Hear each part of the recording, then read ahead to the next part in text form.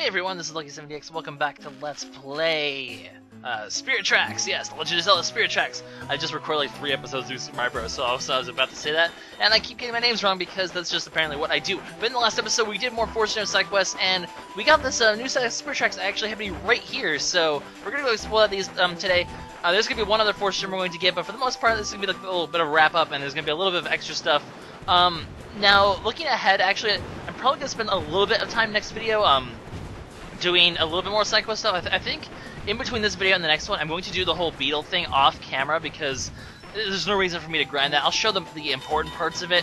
I'm also hoping I'm going to do a little bit of manipulation in order to get the palace dishes. And in this episode, we're going to actually stop by the train post and examine the new train parts. And I'll be able to pick up hopefully another one next episode, as well as make. I believe I'm gonna see if I can find Teacher as well. So if I can find Teacher, I'm gonna be completing that early next episode as well.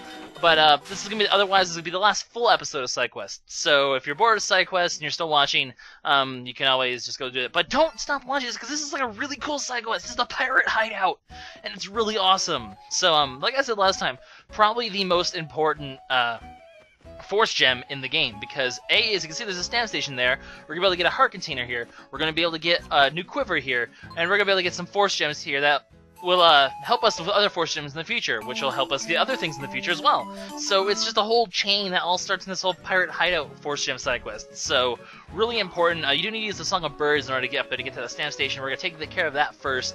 May as well. This is stamp station number 17, I believe. Yeah. Because the other 3 stamp stations, we're gonna get obviously this is gonna be a sanctuary for the next dungeon. This is gonna be the next dungeon. Then there's one other stamp station that we've actually been in this area, but we haven't been able to get the stamp station for it yet. But we will be able to get for that quite soon, I believe. This is actually the giant pirate ship that we saw that captured a carbon, or the way to fight the giant pirates in before. So anyways, so what we're going to be doing is we're going to be going into the Pirate Hideout. Let's do it. And it's going to be a mini game, actually, where we have to save this duder, because he is captured by the pirates. Rather unfortunate for him. But what we need to do is we have unlimited arrows, and we just need basically it's your typical. I mean, every Zelda game has like a thing where you have to shoot things with your bow and arrow. That's just how it always is. So this one we're shooting pirates.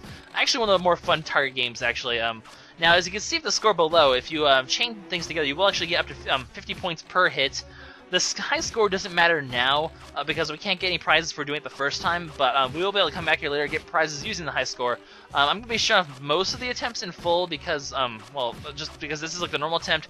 I'll show off the high score attempt. There's also one other attempt I'm going to show off. Otherwise, I'll skip the rest of the attempts. I'm going to also, I'm going to do this about 4 times total. I'll show off like 3 of them in full. That's the major. It's going to be the major point of this episode is this mini game. It's really fun though. I like it a lot. As you can see, I'm actually pretty decent at it too. Put a lot of practice into it. At this point, I think I'm skilled with the bow where I can actually aim things pretty well with it. It's actually not too hard to aim the bow. I mean, if you think about 3D perspective, like where you're actually aim using 3D, obviously it's a lot tougher to do those sort of mini games than a 2D aiming where you don't have to worry about 2 dimensions, which makes things a lot easier, I suppose. But then once you complete the first section, you get a second section with minecarts. This one, just make sure that you don't hit the rocks. If you're going for high score, you don't want to be hitting the rocks because they'll get in the way, and that would be bad. So don't hit the rocks. Just let just let these guys get past the rocks before you shoot them. Or if they're the straight up ones, you can shoot them. And also watch out for curves. Make sure you account for them. Just be patient.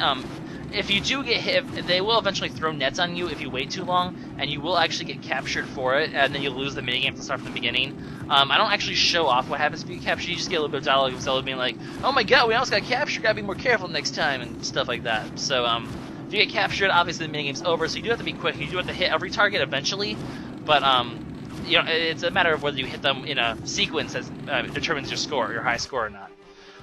At the end, there's also this dude. Now, ignore the mini ones, ignore the small pirates, just shoot explicitly at the big one because he takes several hits, and if you get over to him and he hits you, you'll instantly lose in 1 hit. Otherwise, just shoot here to the left, and I love how the minecart knocks him over. It's really funny. But that's basically just the minigame. We're going to have to do that several times just to get all the goodies, and I'll be showing them all off just because I guess I can. But first, what we need to do is we actually need to take this guy back to Papapachuria Village, where he will actually give us the Force Gem that I mentioned. So, Force Gem first, we're going to head back to Papapachuria Village, and then we shall get the Force Gem. And I'll also go over the new Force Gem tracks in this episode as well, after I do all the Pirate Hideout stuff. So let's go ahead and quickly go back there. It's just a very short trip, as you guys can see, because it's a short trip. Gonna be the second last time, actually, technically, we go to Papapachuria Village, because... well, maybe not, because there's also reasons to go, I guess, if you want to buy. Eventually, I will upgrade to the golden bottles, the yellow potions that heal your health in full before the end of the game, obviously.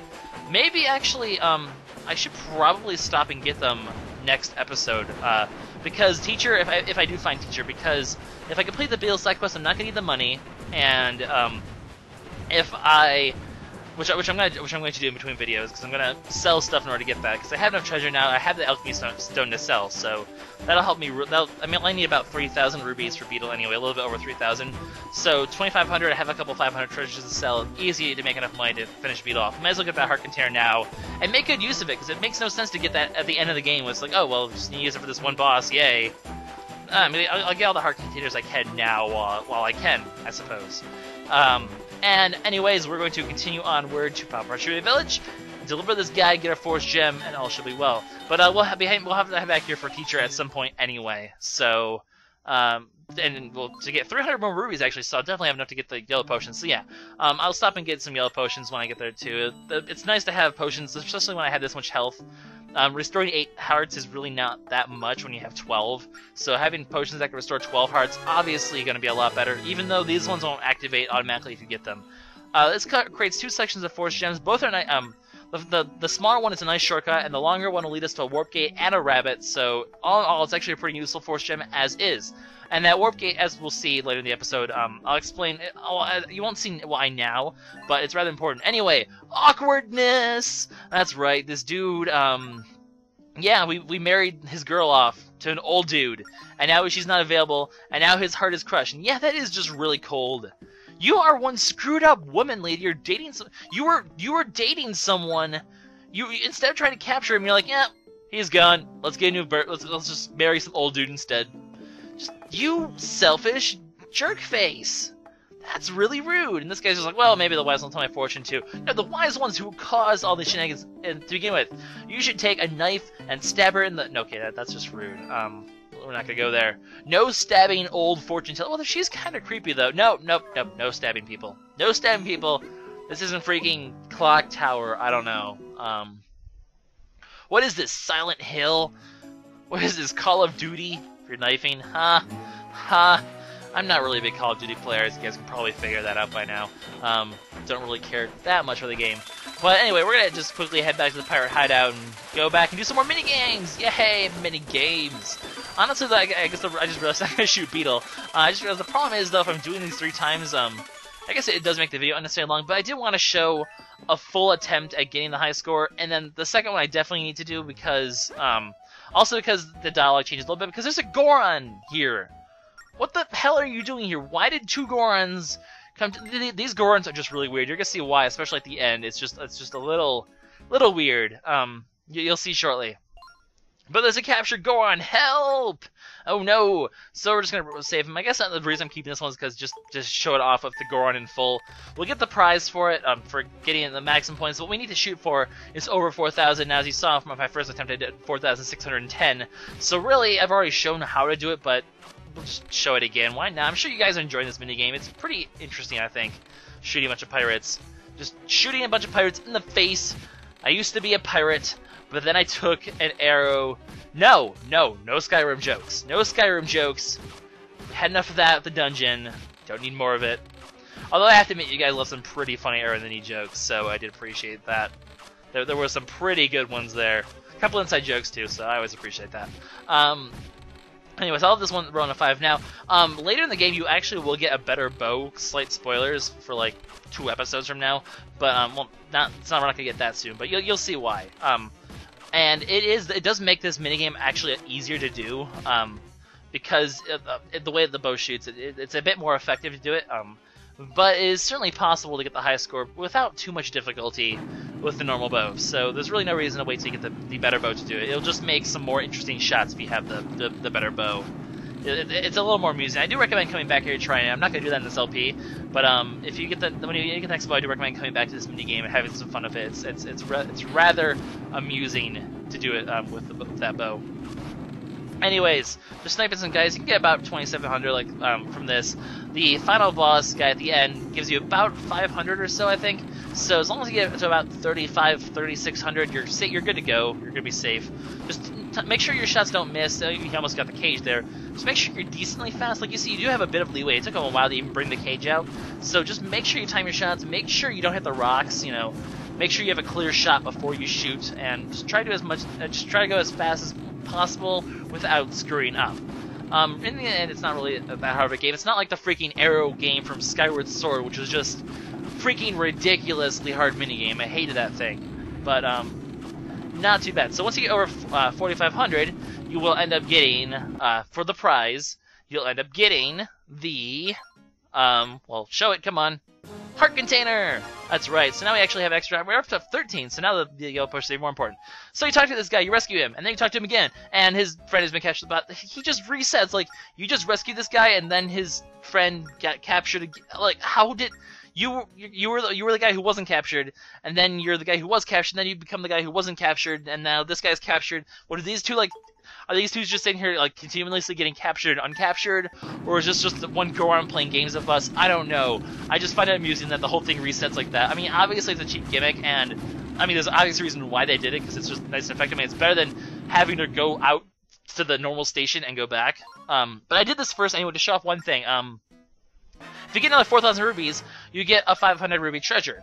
Now, you guys are probably going, wait, what? But you said you're going to get a quiver here. Well, what you need to do is actually you need to play the game and get between 3,500 and 4,000 points. If you get over 4,000 points, you actually get a treasure instead. So, I did skip ahead for this one, because the way you do the 3,500 that I like to do is do the first two sections, like the first section and then the first minecart section. Do that normally, get your about 2,700 points, and then what you need to do is just miss a couple shots before you hit every guy for just a while, you know.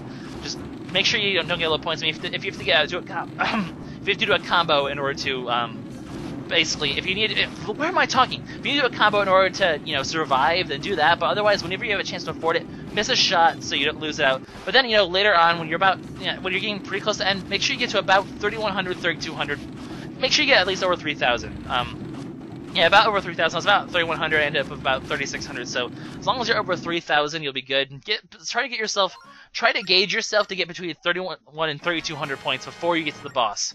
Then you can just simply kill him, get any other points you need if you need any, and then you'll be able to get the quiver. And with this quiver, we'll have 50 rubies, which is pretty awesome. And I'm actually going here because there's actually a little section going here. You can actually fall, which I didn't realize because the top screen was kind of blocking it. And there's a bunch of pirates just playing games. Kind of interesting that you could actually show this off a little bit. They're just chilling.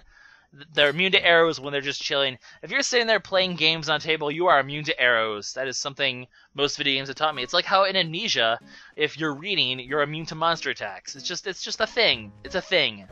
But anyway, one thing I didn't mention, I just realized that came to mind. When you're bringing the guy back from here to Papacheria Village, which I completely glossed over, notice that the big pirate ship actually does attack you while you're doing that. Now, I synced it, but what can actually happen, which I didn't show off, is that if the big pirate ship comes too close to you, they will actually board you like they did with Carbon back in the whole first Ocean Realm segment when we were taking him back to the Ocean Sanctuary. They can actually board you, and you will have to do that whole thing over again like we did with Carbon, where you have to fight them and fight all the pirates and then fight the big pirate. I'm pretty sure, I don't think I've ever done this before because I've just always killed the thing beforehand, but I'm pretty sure it's just the same thing as we saw before with the whole Carbon fight. So I didn't want to show it again because I've already sort of seen that whole section again, and really, I thought it was more imperative to show how you can actually destroy the boat, because I think it's pretty interesting that you can destroy that big boat. Anyways, here is our new warp gate.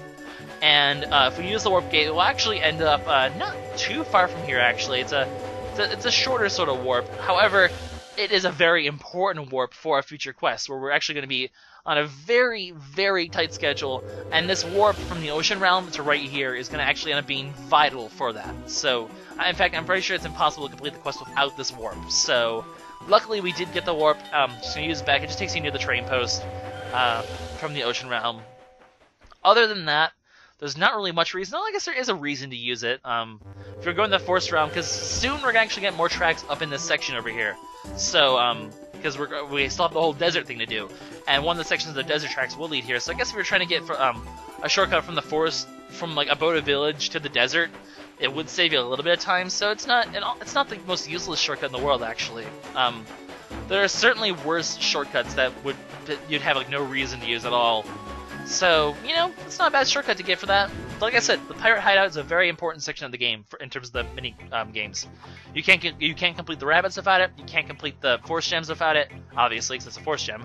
But just in general, you get a force gem from it. You can't get all the heart containers from it. You can't get all the quivers unless you do it, and you can't get all the rabbits or the stamp stations. So, all in all, it's kind of like it's a very big crux, I guess, of the whole side quest thing. Is that the right term for it? I don't know. I'm not really sure. I'm not sure where I was trying to say that, or what I was trying to say there, but whatever. That's the end of this part of the track, so I'll just quickly go show off the little small section, which is a nice shortcut from like the Ocean Sanctuary to the main part of the Ocean Realm, but all in all, there's not really much reason to go back here anymore anyway, unless we're missing some rabbits. If we're missing rabbits, it's a useful shortcut to get, actually.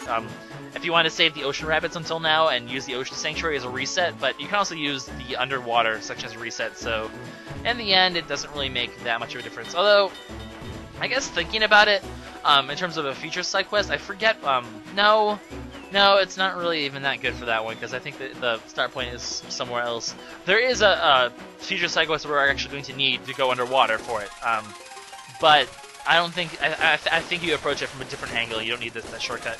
I got hit by that friggin' thing. That's just stupid. Whatever. Anyways, so what we're going to do now is just have a couple more things to wrap up in this episode.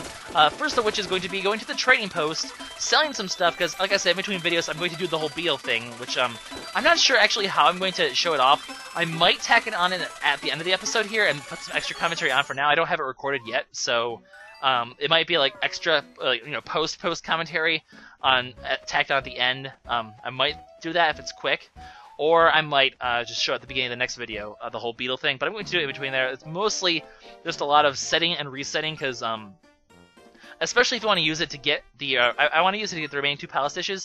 So I'm going to actually do some date manipulation in order to do that, because Beedle resets his treasures every day, and I'm going to use those 2 things to get that. And I think there's some other new treasures here. I don't think the sweet line, the dragon line, or the golden line were here. I think these are all new. What we want though is the golden line. We actually have enough to get this one. The golden train set actually is using the Alchemy Stone, Alchemy Stone, Ancient Gold Pieces, and Mystic Jades. Those ones are all the common ones we actually have in this LP.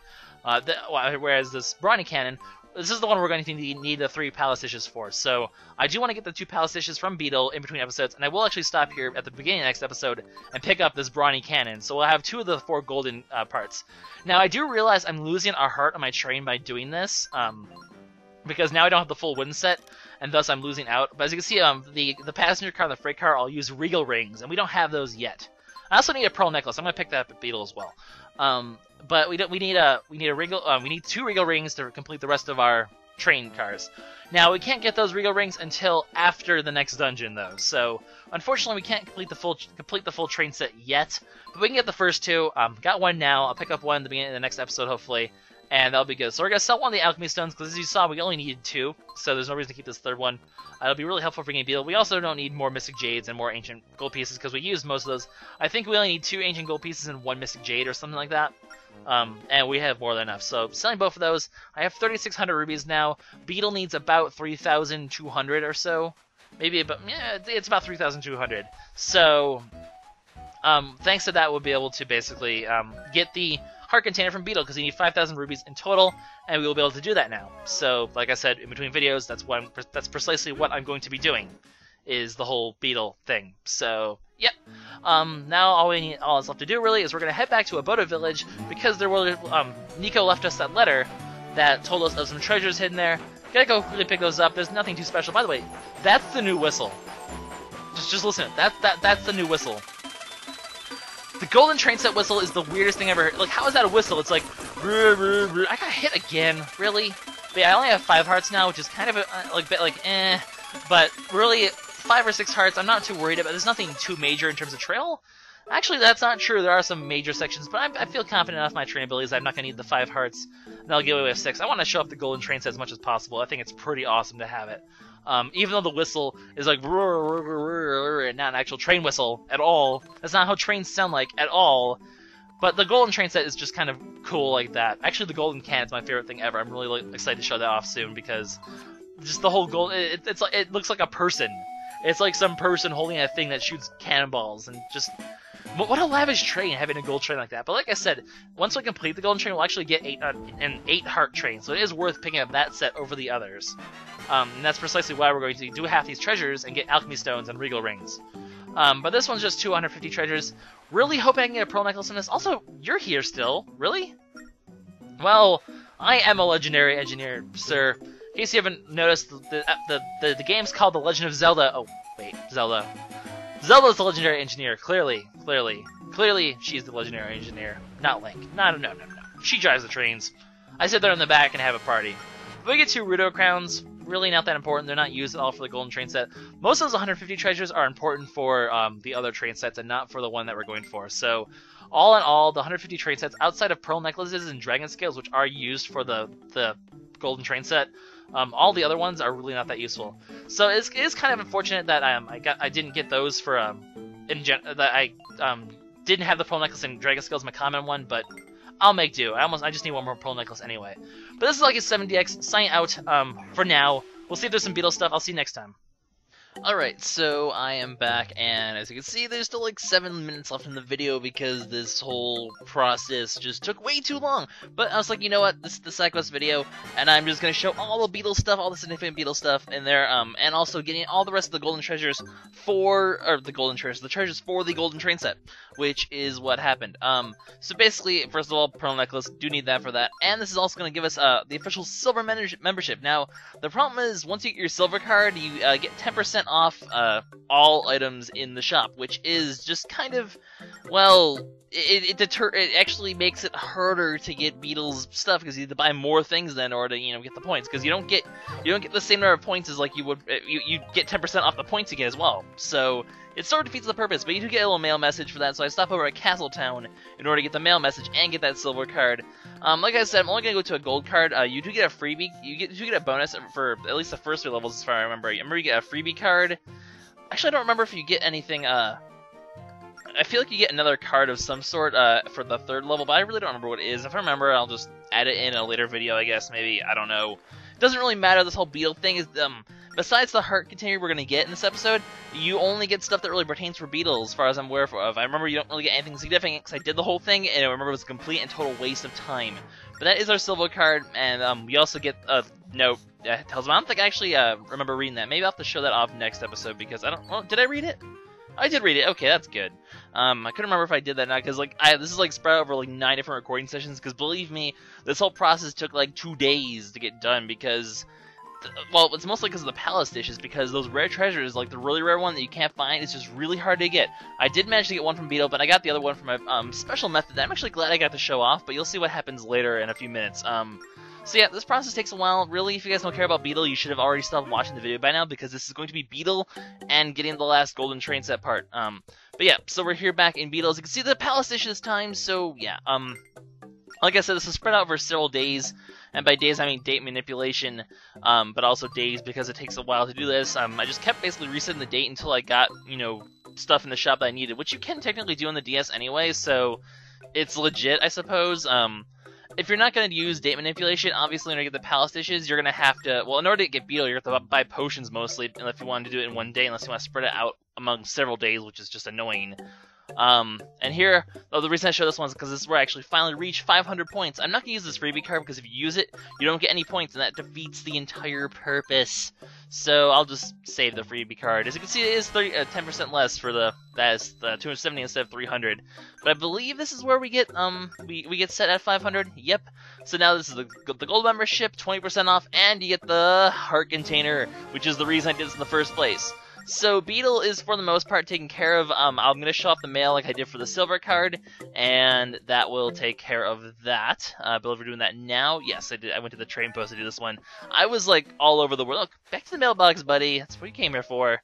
Well, I also came here to sell stuff. I recycled a lot of the treasures I bought in order to keep my funds up, because you only get like you lose less than half once the discounts start kicking in. So you can save half your money if you go to Lineback and start selling the treasures you do.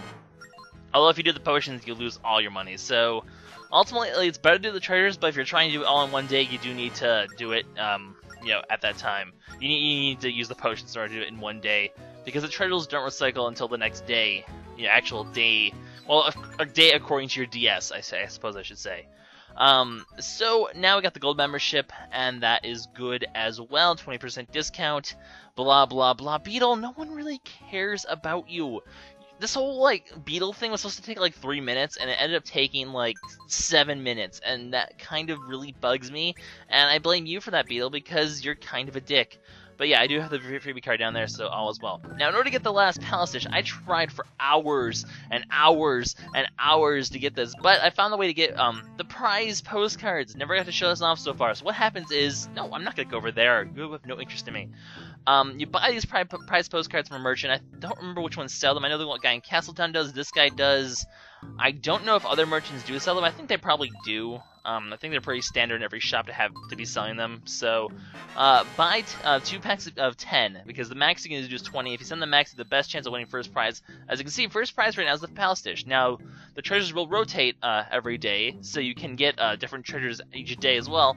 Fortunately, the one time I checked, it was actually a Palace Dish. I'm like, hey, well that's convenient.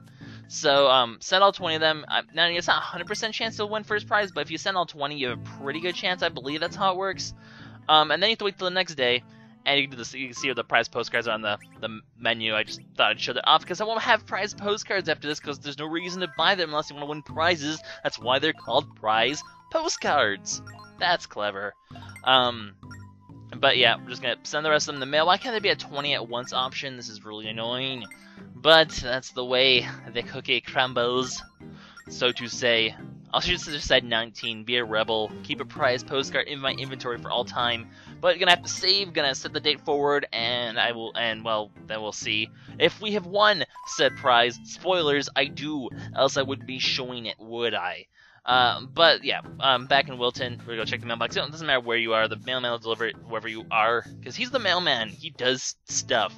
This is 3 mailman within 6 minutes. That's like a good day for him. But yeah, we went for his prize. I'm a lucky son of a gun. But that's the 3rd Palace Dish. I have every treasure I need now to get the entire golden train set, except for the 2 Regal Rings, which we won't be getting until after the game. Unless, I could use prize postcards to get the Regal Rings, but there's no reason to, because the game gives you Regal Rings later in the game. So I'll be using those instead.